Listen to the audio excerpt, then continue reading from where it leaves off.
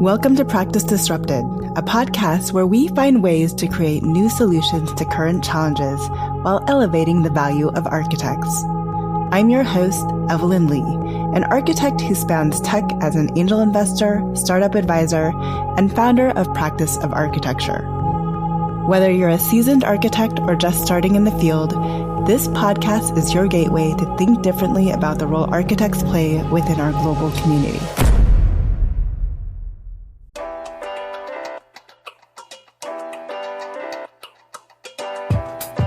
Hello, Disruptors. Welcome to Season 9 of Practice Disrupted. For this season opener, I'm bringing on longtime LinkedIn friend Aya Shlachter to discuss some of the more controversial posts I've been posting to LinkedIn about architecture practice, but really to have a meaningful conversation on the future of practice. For those of you who don't know who she is, Aya is a CEO and owner of MGS Global Group, a female minority-owned business providing full-service architecture support to the AEC industry.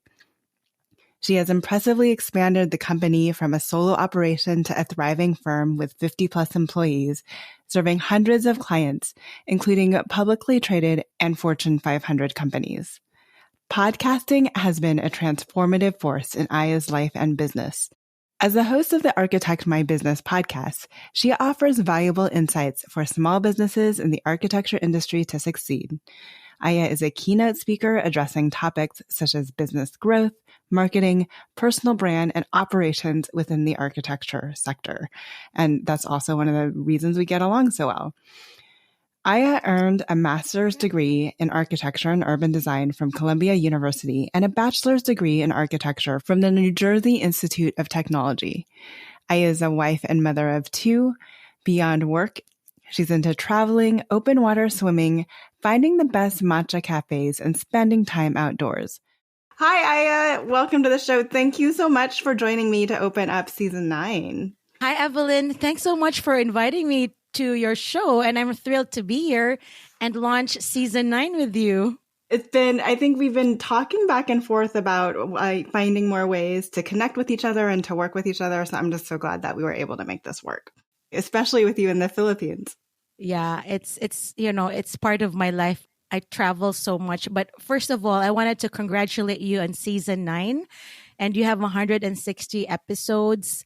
That's a huge milestone for any podcaster because I have a podcast. I'm in maybe episode 70, but I don't know if you know the statistic. There are over 5 million active podcasts globally, and only, I think, 20% go beyond 7 episodes. So, people just pod fade. Well, you're in that 80% too. You said you were up to 70. So congrats on your pod. You also have multiple podcasts, I feel. Yeah, it is. It's one major podcast, and I have like 2 mini shows. One for Her Space, Women in Architecture, and the other one is an Ask Me Anything. But I have a question because I'm really fascinated by all of the things you're doing because you've done 160. I'm not going to ask you one particular episode, but what sticks out to you in the 160 episodes and guests that you've interviewed? What is the most memorable? Oh, I mean, there have been so many. It's really hard to play favorites. And it's also like, there was a transition that happened right between season 7 and season 8 where Janine went and decided to do her own thing, which I continue to say is a break and not like she has an open invitation to come back to the podcast. But there have been a lot of guests. It's funny because Janine and I would both reach out to our networks to get guests, and we would talk about some guests and we'd be like, really, do you want to bring them on Practice Disrupted? But there's been some guests where, I didn't know what to expect out of the conversation because Janine was bringing them on, and they've been like really insightful and surprising. And then there's guests that I bring on, and I expect the conversation to go one way and it goes an entirely new way. But we recently started this series with the Firm of the Year award winners, the AIA Firm of the Year award winners, where we don't ask for the firm principals to come on. And it's been really fun because we ask for them to send us the next generation leadership and try to understand what it means to them as the next generation of the firm as leaders for their firm to have won Firm of the Year. And I think it raises up the profile of more of the firm members because principals are always celebrated. But what about those that are coming in behind them? I think that's such a great idea to empower the next generation and give them a voice in the profession. So, as you look forward to season 9, what are some themes or topics you're excited to explore this season? Yeah. So one of the benefits of not having Janine is that she didn't like bulk recording. And for my own sanity, I feel like I have to do some bulk. So bulk recording just means recording a lot of the season in advance. There were times, and I know you feel this as a fellow podcaster, where like a guest fell through and we're like, we just need to get one more guest in to like maintain our schedule. And we would like be like calling around to all of our friends to see who can jump in on an episode the next day. I'm trying to avoid a little bit of that with my hectic schedule. So we've already recorded almost half the season. And I think the audience made it clear that I over-indexed on technology last season and a little bit on AI. So we're bringing it back to firms and firm owners and bringing on some firms that are doing really unique things. Just last week, I finished an episode with a CEO of Luckett and Farley out of Kentucky. And the CEO isn't an architect, but he's running A&E firm. And I feel like that's really unusual in our field. So we talked about his journey into architecture and why he made that decision, but also the challenges that he faces of being a non-architect operating within this industry. So things like that. We have Quinn Evans, Future Leaders, on. We are touching on some of the startups there that I think may be a little bit disruptive to the industry. So we have the founders of Hierarch on to talk about what affordable housing looks like and how they're helping delivering more housing that is market rate to more people. But they're working with developers, they're working with home builders. So things like that. That's great. I agree that, I listen to a lot of your podcasts and a lot of it is very tech heavy. And I learn a lot. I'm not in the tech space, so I have to like research what is she talking about. But it's good though. Noted for future guests. Yes. Yeah, but like when we were talking about this episode, and I asked you what would our topics be because you talk about AI and LLMs and all the things. I had to research the glossary, and I know from the last episode you're creating a glossary of AI terms. But when we talked about our episode today, you mentioned we can go over all of the things that you posted on LinkedIn, and I never miss your LinkedIn post because I live in LinkedIn. So I'm like, yay, it's not AI related. Although I feel like I have one AI related question because That's fine. Really important. But I think it will be a great opportunity to address all of the curiosities you have sparked in LinkedIn posts. There's certain posts that have like 229 comments. So lately it's taken off. It's just funny because the people that usually post to LinkedIn were like, what happened to the algorithm? The algorithm's dead. And then a few landed, surprisingly. But they're not new, right? And I think you know this, Aya, because you're on LinkedIn, but like you could post the same thing 5 different times and it just lands differently for some reason all of a sudden. Yeah. I've never had anything go quote unquote viral, I don't think. I think 229 comments is viral, right? Like people get riled up. I think half of those comments are my replies to their comments. I'm lucky if I have like 5. That means you really, you really have a huge following, which is obviously I'm not surprised because you're Evelyn Lee. Oh, anyway, no. The first thing I want to talk about is the topic on architecture schools. Schools are creating the architects of the future, but architecture firms are causing them to leave, right? It's always exciting to talk about the future of architecture, especially when we're talking about innovation and making the industry better. And a lot of this starts with education. It's the foundation that shapes how we see and approach architecture.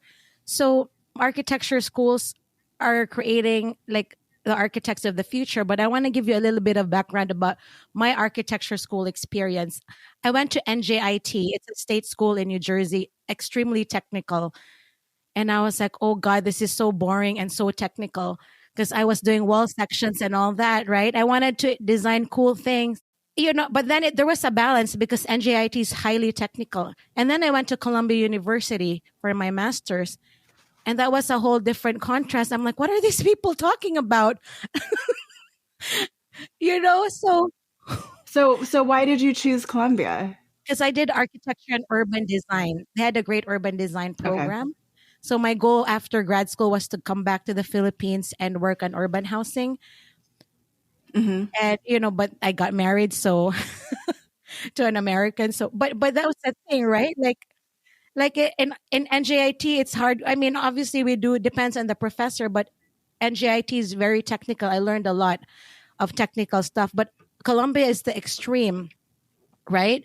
So, what do you think Hmm. are the main reasons for the disconnect between architecture schools and like what the firms expect from the graduates? Oh, yeah. I mean, so to be fair on LinkedIn, in order for you to get somebody's attention on LinkedIn, and Yeah, this is true of any post, you kind yeah, of have to put something up that you know some people are going to disagree with yeah, just to exactly. start having the conversation. So, not to like, there are wonderful firms out there, right? And we've had those wonderful firms on the show. Architects Fora consistently comes to mind when it comes to how they run a very progressive firm in a remote environment, doing sustainable multifamily, affordable multifamily housing. So, my biggest complaint, though, or I guess my biggest criticism, or what I was trying to be aware of, is I think the most valuable thing that I personally learn in architecture and where we bring the most value to the table for our clients is during, SDs and DDs, right? It's applying that design thinking, like helping our clients articulate the problem and beginning to work towards the solution for them. And that's where they get the most value. But firms find the highest value in graduates off of actually graduates that come from NJIT. I think they firms want graduates who know how to detail a wall section. And I know you didn't want to go into AI and technology, but I feel like of all of the work that we're doing, that area of doing details is one area that a computer can actually learn an algorithm to say this needs to be a fire, it's a bathroom, or it's a kitchen, so it needs to be a rated wall of this, this section needs to include this, or it needs to be waterproofed. Like that's an algorithm that you can type into a computer that a computer can learn. What they can't learn is the nuances between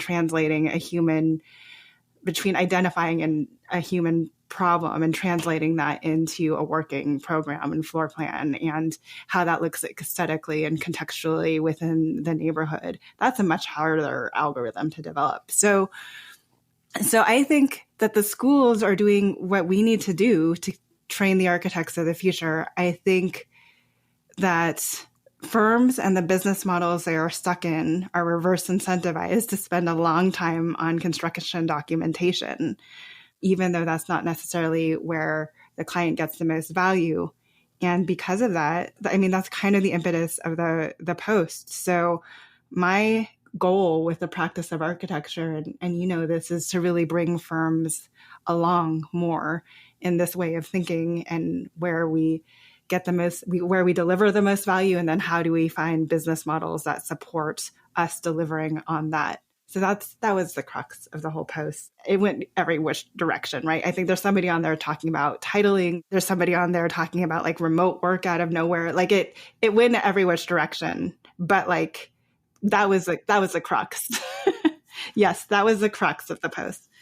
Anyway, also I wanted to briefly touch on the topic of educating the graduates, right? Like right now, I subscribe to the AIA newsletter, and recently they talk about the AIA 2024 consensus construction forecast, right? And then all the new projects coming in are data centers and manufacturing. So I think, one of the things that we can educate our graduates or the professors perhaps is to manage the expectations of the new graduates that, hey, based on the consensus reports and the architecture building index, when you graduate, these are like majority of what the firms are building. Don't you think? The work is in manufacturing and Data centers.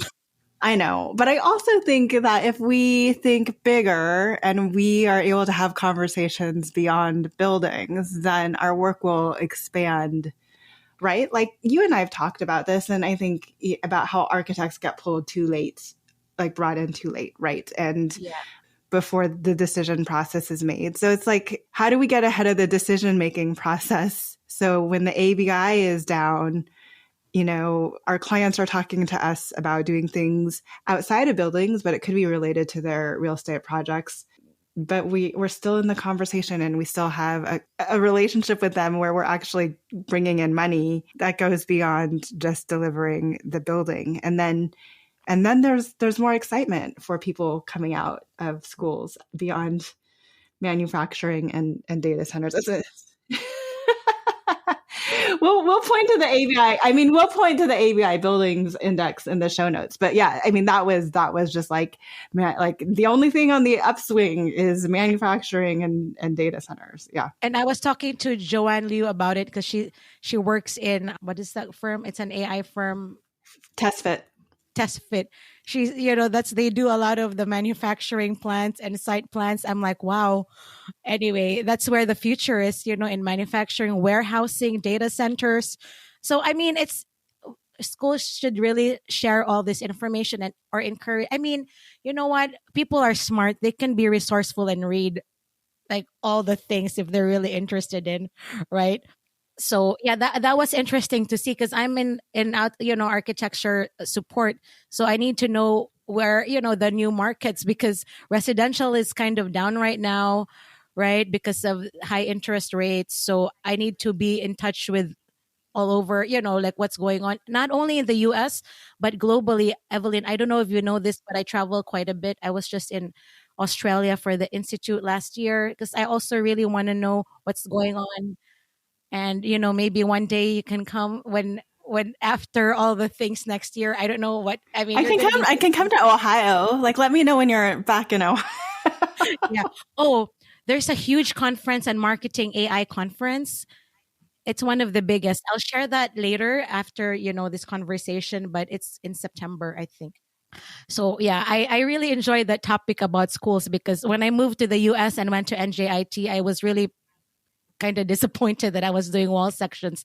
But in retrospect, right now my business is in production. I was gonna say a lot of your business relies on your ability to like. It is a blessing. Like how do I automate this? Yes, yeah. So the next topic that I want to talk about is integrating freelancers in teams in the firms. About 35 to 40% of the global workforce will be independent workers in 2025. That's huge. That is. Yeah. Yeah, that's I don't even know what to think about that. When you say global, like the entire world, right? Like all over, like US, I mean. Yeah. So that was a statistic that I pulled from an HBR, so a Harvard Business Review article, but it was taken from additional research. So the interesting thing is, I think there's been talks, right, on and off about how the gig economy could potentially affect it. And I think people were like, whatever, the gig economy is not going anywhere. And it's really low skilled labor. Like, because the first time around when we were talking about this, we were talking about the Uber drivers or, the DoorDash delivery people, like people were like, that was the quote unquote gig economy. But now there's a lot more people out there that are that are actually not satisfied with the 9 to 5 or like working for somebody else. And they want the freedom and flexibility in their schedule and to kind of create the life that they want. And I see a lot of middle managers or even more skilled people leaving to go and start their own consulting firms or to become professional coaches, or even you see this happening a lot in tech, is where they go deeper into an expertise, and then there's actually tech firms that bring them on, these experts on for very specific project work, because because they're so good in what they do. There's no way they could afford to bring them on full time, but you could definitely afford to bring them on for a project. So the, the gig revolution, or like the gig worker is now this like highly skilled professional that people are bringing in just to help with certain aspects of the business, or just to like help bring out one project. So I wanted to actually like put some statistics behind this. So this was a Gartner report that predicted that the independent workers will make up 35 to 40% of the global workforce by 2025, which is next year. The interesting thing about that is they said Upwork did a study. So Upwork did a study in December 2023 of 3,000 professionals and put the number at 38%, or roughly 64 million. And they said of these, 1/3 were earning more than 150,000 a year. So imagine all these fresh architecture students going out in the world saying, I can do something else and earn 150 a year. But it spans all markets. So computer programming, marketing, tech, healthcare, finance. They said that 52% of Gen Z workers and 43% of millennials are freelancers were freelancers in 2023. So that's why they think in the next year. Yeah, I have an interesting thought about that, since I'm very plugged into what's going on all over the world, especially in Asia and, developing countries. The global, the 35 to 40% of the global workforce is actually helping the economy of the developing countries, because now we have access to better jobs. So it's not just the US that's benefiting from this, especially during COVID when the world opened up. So I have a friend here who has an outsourcing company, and they're focusing on tech, right? They're programmers. Before they were able to give market rate Philippine rates to their programmers, but now after COVID, their programmers are leaving because they can work for US companies.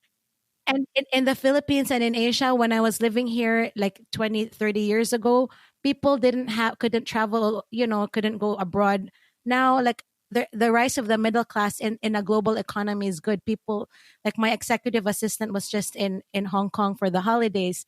Before, that was only for the upper class people, but here you can go to Hong Kong and Singapore for like $300, and it's very affordable. So I think it's interesting statistic that in the global economy, a lot of, freelancers, but in the US though, when people depend on their health and, the health insurance, I mean, that's really important, right? When like the only reason I'm an entrepreneur is because my husband has a stable job and we get health insurance, like, Right. right. So in the US, it's a different story.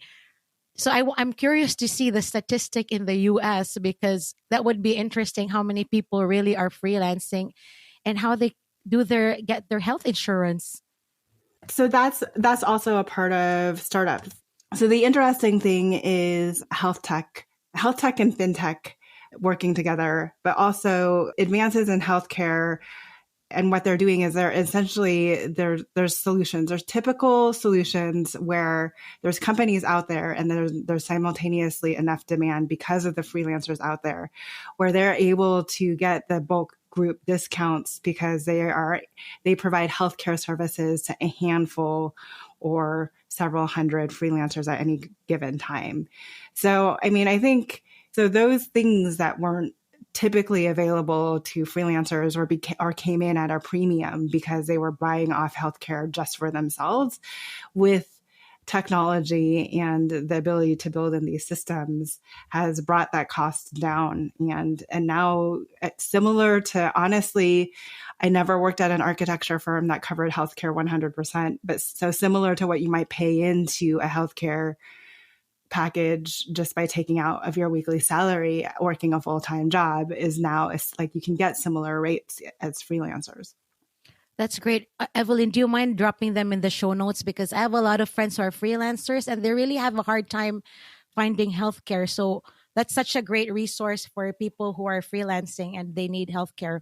Another question I have is, like you mentioned middle managers and even C executives, like you're a fractional COO, right? Or CFO. You just got a new job title. I can't keep up with all of the things you're doing. Your advisory board and now you're fractional. is it like the fractional COO? Is that a better term than a freelancer? Because if you call fractional employee, it sounds much better because you're kind of integrated into the company as opposed to a freelancer. Is there a difference in terms of that, the way you label the freelancer versus a fractional employee? I think it's a shift in mindset, right? With like the move from the gig economy to where we are now too. Because like for all intents and purposes, I'm still a freelancer. I'm still a contractor, right? But I'm considered fractional COO, and there's actually a lot of people that have come in. I know a lot more CMOs, fractional CMO, chief marketing officers, that come in, test some go-to-market strategies, get things up and running, and then move on to their next project with another organization. But for me, it's like a nuanced change, kind of like you said. Like, yes, it is freelancing. I think fractional is just like the next evolution of that term, as more skilled individuals are taking up this type of work and really building a portfolio career, which is something that I posted a long time ago about on LinkedIn now, and I should probably revisit. But it's this notion that even people with full-time jobs are doing this on the side, not because they don't love their full-time jobs, but because I think as whole human beings, it's hard to fulfill all of your passions in one role. So it might mean doing a little coaching on the side, or, pursuing a little passion project on the side in addition to your full-time job, and whether or not that's fractional or otherwise. Yeah. So when I started the company 15 years ago, all my employees were freelancers because, I was just starting out. But now we've been around for like already 15 years. Oh, that was, that's a lot of years. I mean, most of my people, I think 99% of my staff, they're full-time employees, right? Because like for me, it doesn't benefit my company if I have people that I train and then they leave, right? But in the US, like how would you explain the benefits of hiring freelancers to firm owners if they think that they're going to leave for the bigger pay, or like, because I think freelancers are amazing. The reason why my employees are full-time with me because of all the benefits, health insurance, social security, and all the things, right? But how would you explain the freelancers to architects who just want to do their own thing and do everything and burn out and not hire freelancers, or the benefits of having the freelancers? Well, so if you think about fractional people, if you think about independent workers, or if you think about people that you bring on contracts, and you think about how much more difficult and specialized certain things are becoming within the building. And that includes, I would say it's not dissimilar from working with the many consultants that we work with, right, to put together a building. So you're bringing in somebody who has expertise, maybe in that building type. Maybe you are testing out, maybe you found a client that's willing to take a risk on you in a new market, but you don't you went into healthcare, but you don't necessarily have all the healthcare expertise in-house. So you brought on a consultant or a freelancer or a fractional person with deep healthcare knowledge to support that program and to really grow a healthcare practice, but they don't want to be a principal of a firm anymore. I think that's kind of the reframe on how you look at it. And then I tend to work with a lot of small and medium-sized employees or firms, and they don't have the money to hire an operations person that's just going to sit on overhead and not be billable. So that enables them to at least get some operational expertise, look for some areas where they can, streamline some of their processes or automate some of their systems, and build that in without having to pay for somebody full time to do that. Yeah. And one of the things that if like the plus side of having a freelancer or a fractional something is actually firm's diversification, right? If there's a firm owner that gets a project in healthcare or hospitality or like a fire station, and their normal pipeline is in residential, that's when they really, if they want, it's part of a diversification strategy, right? Because a lot Mhm. of people will just say, I don't do that because my expertise is this and that. But how are you gonna, pay your bills if you don't try? I'm very practical, Evelyn. So, I'm not a star architect.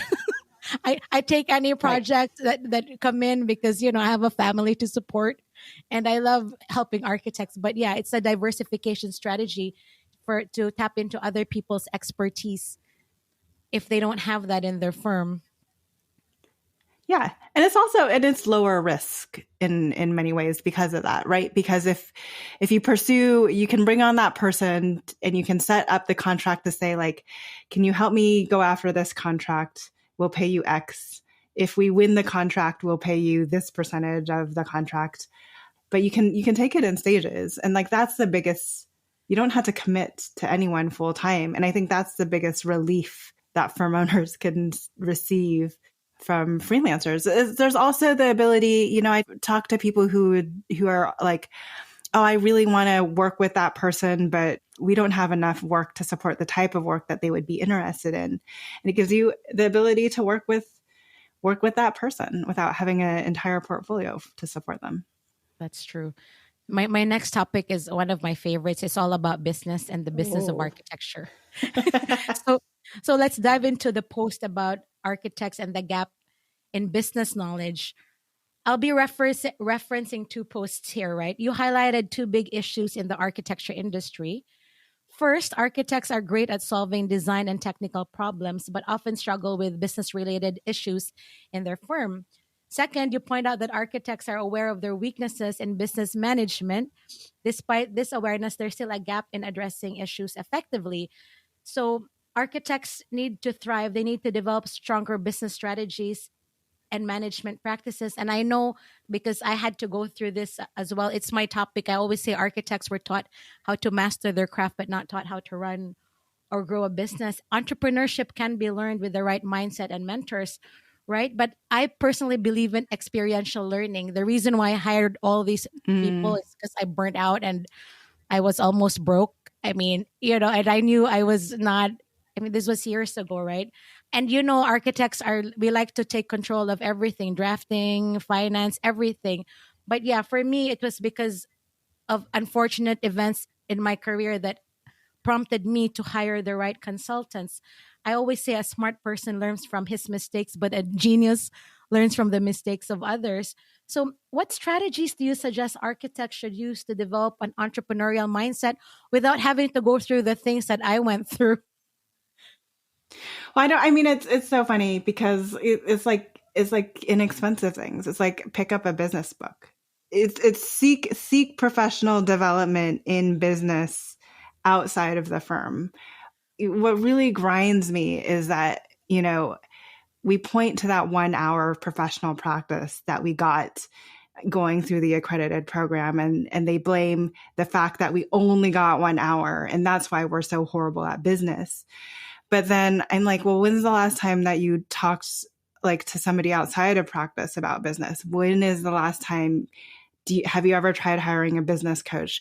What do you like doing, indulging yourselves in like architectural coffee table books, which is something that I think we all like indulging in. But, when is the last time you picked up a business book or even attended a business, like a webinar on business development and business strategies?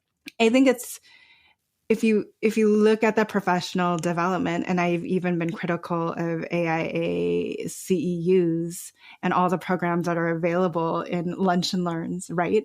It's on products and technology and everything related to building better buildings. And none of it is on business. So sure, we can blame that 1 hour that we got in professional practice, but I went and got my MBA, and I have a subscription to the Harvard Business Review to learn about and I'm following the MIT Press and like the studies that are coming out of their Sloan management. So I'm constantly, my professional development and my continuous education is spent on the business side.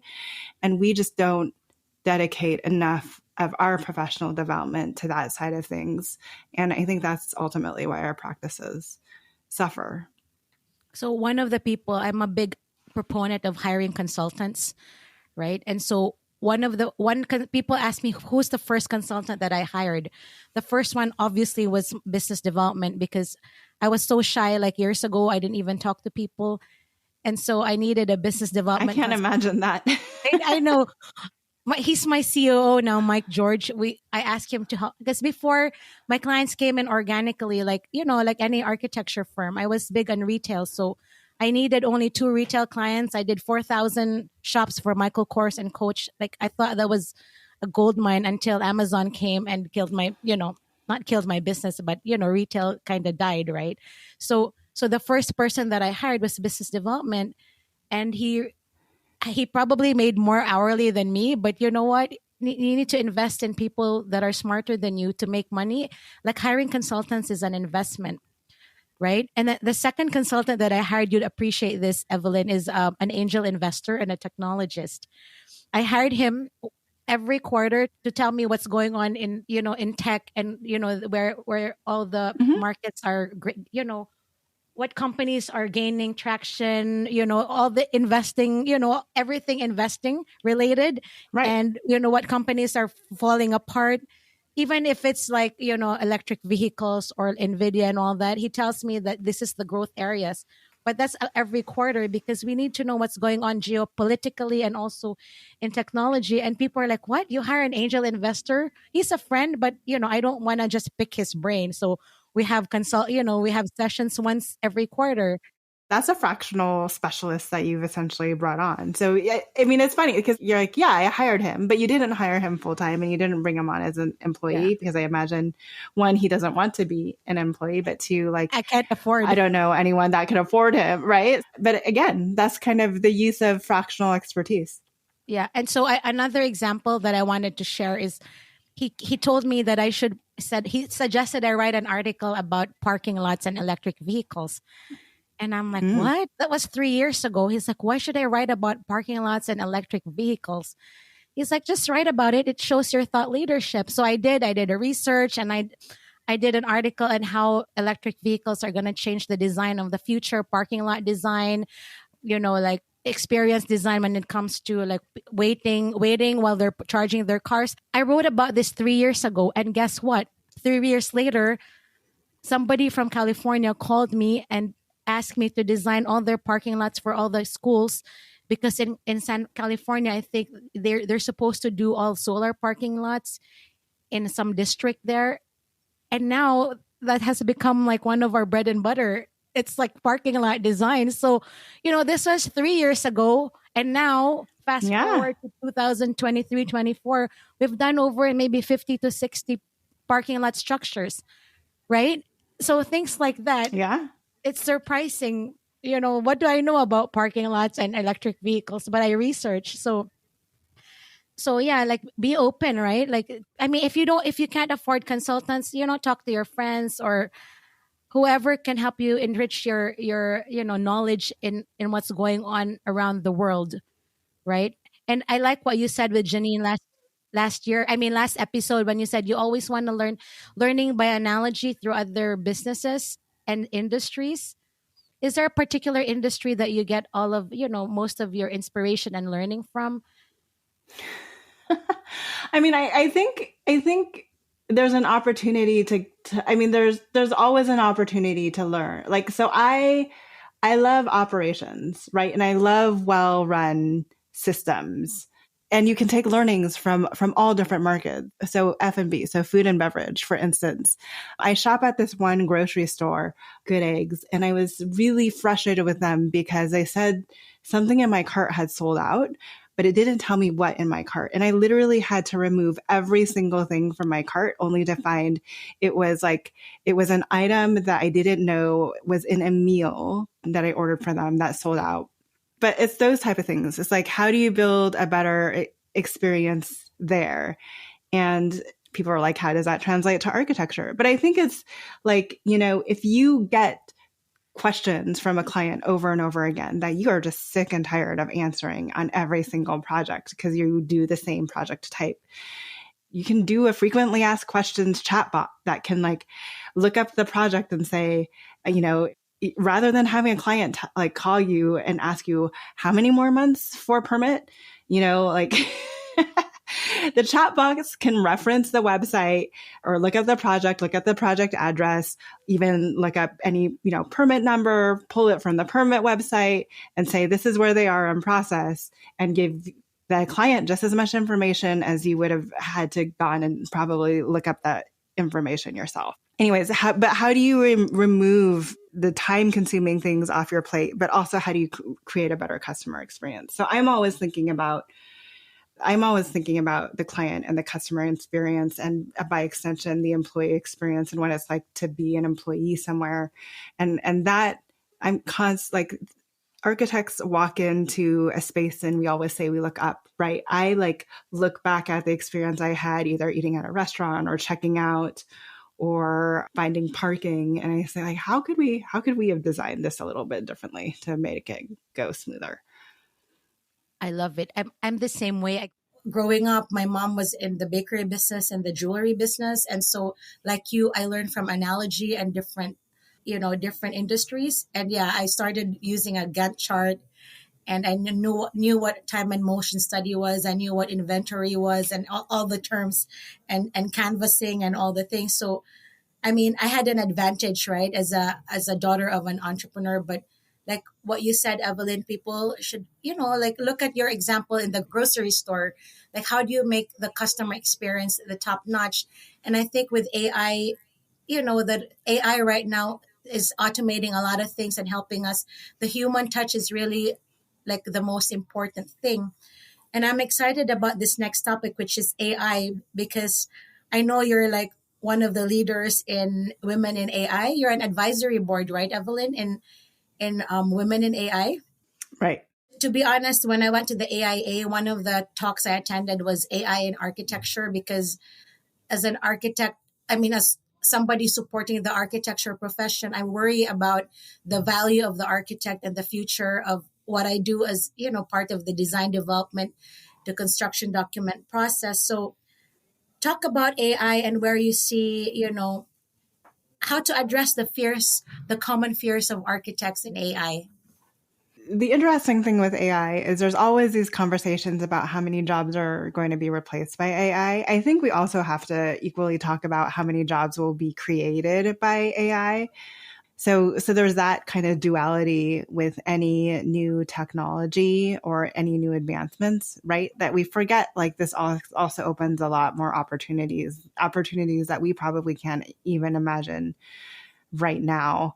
The other thing is, there's always going to be a need for a human in the loop. And, especially on the design development, the SD and DD phase. And like I said, I think that's where our greatest value add is as the architecture industry. I think, if I'm being 100% honest, I think you're smart in doing what you do to be looking at that area, because I feel like construction documentation is one of the areas where you can actually begin to create processes that a computer can assist with to create greater operational efficiency, right, and drive costs down. And a lot of it is what you support now. So I think, if anything, like, you're super smart to be thinking about how is this going to be affecting my business and the work we're doing and the work that, how is MGS is supporting architecture firms and your clients. But I would hope that architects, if anything, look at this as an opportunity, but also that the technology is nascent enough that everybody's kind of learning and figuring out what it can do. And the other thing that I would encourage architects to do is to be a part of the development of this new technology. There are people in the startup world out there that are leveraging this technologies to lay out floor plans, and they have no background in architecture. They're essentially developing the tools that we as architects could be using in the future. And we can either wait for those tools to be presented to us in half-baked because there were no architects in the voice of making those tools, or we can be full partners in bringing those tools forward. And I would rather be a partner than working with whatever kind of gets thrown our way just because we were not ever in the development of that technology. Is that part of a consulting that you will be doing in the future, AI integration and operations? I mean, it's like a little bit of what I'm doing now, not on the project side. I tend to stick in the business operations side. There's a ton of experts looking at what architects can do, how architects can leverage AI on the project side. And it gets a lot more technical than I ever want to get. I never had Revit on my machine because I left the industry before Revit became like really a standard. And I'm kind of proud of that fact, but it's also because that is just like not what drives my passion, which is also why I just traditional practice was never a good fit for me. But I do think I can help onboard clients better. I can help streamline communications better. I can help with quicker RFP and RFI responses and change orders and create better employee experiences and better client experiences. Those are the things that like I'm really interested in helping architects do, which I think could also, grow business and bring a lot of value to architects. That's great because what you just said is very relatable to any firm size, right? Maybe some people, because you're Evelyn Lee, right? You're going to be president next year and people might get intimidated. But, everybody needs all the services that you provide, whether you're a solopreneur or a person with like 50 to 100 employees without a good operating manual or system. So I like all of the things that you've said because I've had to learn that from ground zero, right? So again, let's go back to AI. Like for architects who are new to AI, it can be overwhelming for them. Like where do you suggest people begin to start research? Do you have a resource for people who just want to be in the know or like podcasts? Practice of Architecture is partnering with Almost Technical, and Almost Technical, what they do is learning about AI for beginners, and they deliver bite-sized videos or bite-sized lessons, like 5 to 10, no more, like really 5 to 7 minutes long. And then they run these cohorts. So you watch a video, 5 to 7 minutes, you do an exercise that should take you no longer than half an hour. And then you kind of post your findings and your explorations to the group, and the group all kind of weighs in on their findings as well. And what it does is it encourages people to play with AI, because this is how we learn and experiment and just get more curious about what AI can do for you.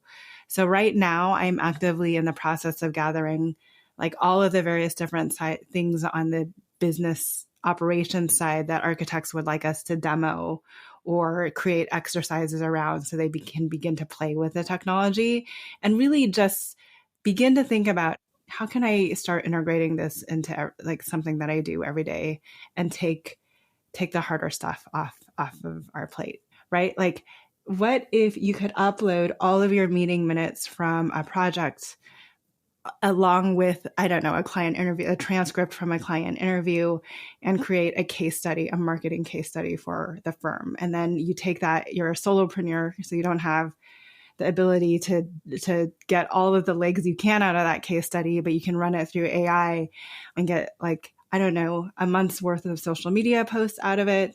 We can reframe it so it's written to go to certain publications, like right, and it's publishing ready. You can rewrite it for different audiences depending on what you're trying to do. So those are the different types of demos. It's really just encouraging people to play. This is true not only within architecture and beyond. I think people see other people doing great things with AI and they go and try like ChatGPT or another LLM and they put in one prompt and they get something out of it that they're not happy with. And then they're just like, AI isn't all that it's cracked up to be. But there's a learning curve there for everyone. And it's just to really get curious. So if you're interested, join the practice community and lab. We'll put a link in the show notes. Everybody that's a part of the practice community and lab will be a part of the first few cohorts of this almost technical module we're putting together specifically for architects. And then we actually hope to roll it out to firms in the future. Oh, wow. I'm interested, Evelyn. Join the community. Just kidding. Definitely. Yes. So, this has been amazing, Evelyn. I've learned so much in this past like 45 minutes to an hour that we're talking. But I mean, I wish I could talk to you forever and pick your brain. Anyway, before we wrap up, I want to shift gears and talk a little bit about your new adventure as business owner, right? Full-time business owner right now. Oh, yes.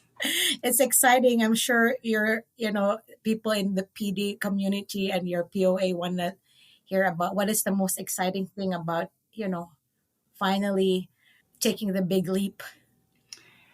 I think the most exciting thing about finally taking the big leap is being able to focus on this full time, right? Like Yeah. before, I always had some other job that I was doing. So practice of architecture was just something that I did after my 9 to 5. But to really be able to work on something that I'm passionate about, but also have the ability to, and you have this as a business owner, to like not ask anyone if I can take a day off or if I want to go do a walk in the park or take my kids to a doctor's appointment and just like not be able to like have the freedom to know that I'm not answering to anyone else. And I think there's a lot of it's scary too to know that if I'm not bringing in enough money, that's on me. But there's also the opportunity that if I am bringing in a lot of money too, that's all because of me, and it's all because of the things that I'm most passionate about and want to pursue. So it's a roller coaster of a ride, right? Like the benefits and the fallbacks. And it was funny because Janine's like, now you get to see what I'm dealing with. But I am enjoying it at this stage of my life. I can't say I won't ever work for a company ever again, but right now this is the right fit for me now. And I really want to be in a place where I can transform the industry, and for me, I'm building my own vehicle to do that, which is pretty exciting. So when I found out on LinkedIn that you were, leaving your full-time job, I was like, wow, it's going to be such a powerhouse what you're going to do, because even when you had a full-time job, you're already doing so much for the community.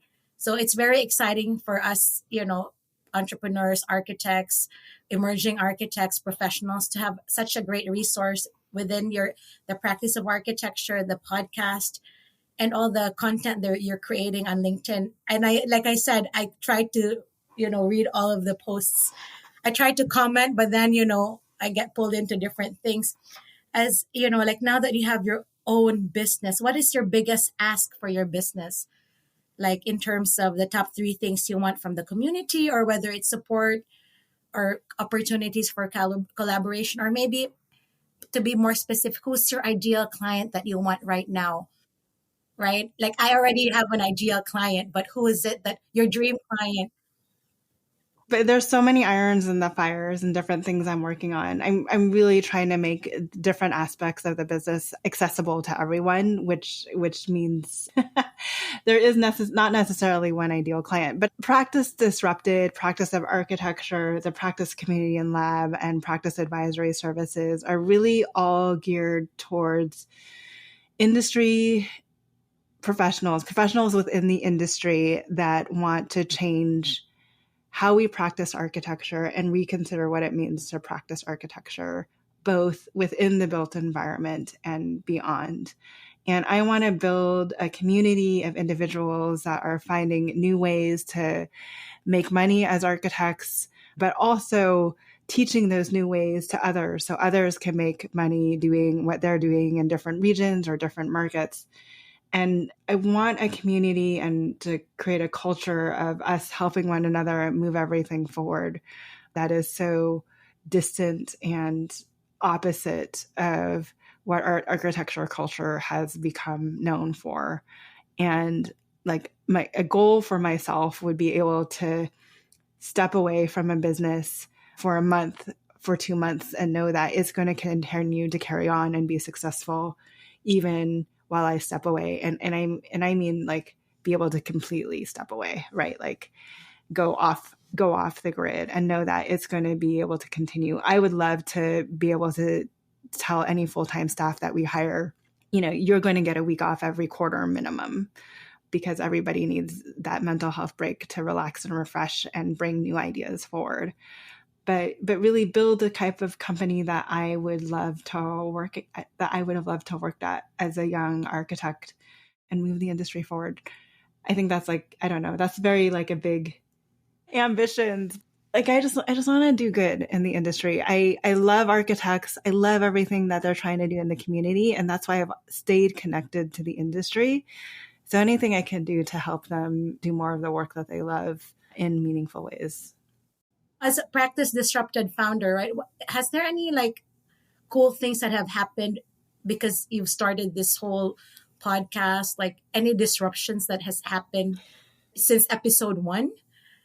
Honestly, the coolest thing that has happened, and Janine will tell you this, is to know that we are not as alone as we thought we were, right? Like there's literally a whole community of listeners out there. And that's partly why I launched the community, was to give like all the disruptors like a place to meet each other online. But like just to realize that like what we are saying is resonating, and it's resonating because other people have felt the way we felt, and other people want to see the same change that we want to see. And I think, and that's also the most rewarding part of it, is just like knowing you're not alone in this exploration to do things differently. And now, to whatever extent we can, we're also here to help.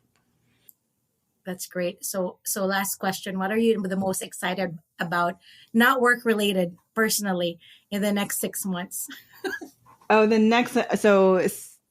my husband, who didn't like theme parks until we had kids and then felt obligated to go to Disney, is now loves kind of Disney. And at one point he is like, well, what if we were to ever just do like an adult trip to Disney? So we both have some landmark birthdays. He turns 50 and I turn 45 this month. So we are going to do a weekend down in Anaheim and just go to Disney and California Adventure without the kids, which means I'll finally get to ride the Rise of the Resistance for the first time, even though I've gone to Disney 3 times and haven't been able to get on that ride. So that's what I'm most looking forward to.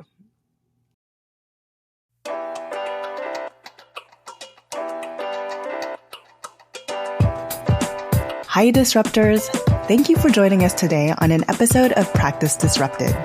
If you like the content for today's show, you can find all of our past episodes over on practiceofarchitecture.com/podcast. Be a part of the conversation by joining me, our speakers, and other disruptors in our community at practiceofarchitecture.com/community. Our social media handle is Practice of Arch. That's Practice of ARCH. We'd love to hear from you, so feel free to drop us a DM and say hello. Tune in next week for a new conversation on change in the profession.